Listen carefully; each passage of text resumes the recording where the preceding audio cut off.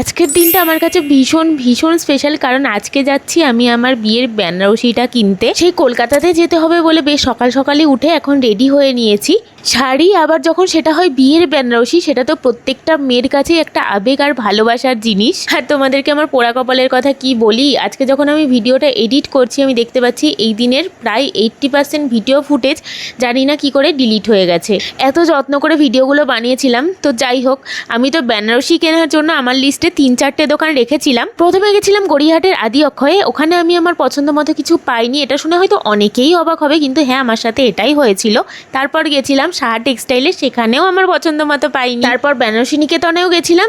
এখন এসছি আমরা কলেজ স্ট্রিটের আদি ঢাকেশ্বরীতে। এখানে এসে আমি বেশ কিছু শাড়ি ট্রাই করলাম। এখান থেকেই একটা নিয়েছি। কি নিয়েছি সেটা তো তোমরা আমার বিয়ের দিনই দেখতে পাবে। কিন্তু বিয়ের শাড়ির ব্যাপারে ভীষণ খুঁতখুঁতে ছিলাম। তো ফাইনালি শাড়ি পছন্দ হয়েছে। মাও এখান থেকে বিয়ে আর রিসেপশনের জন্য শাড়ি নিল। এখন আমাদের শপিং কমপ্লিট।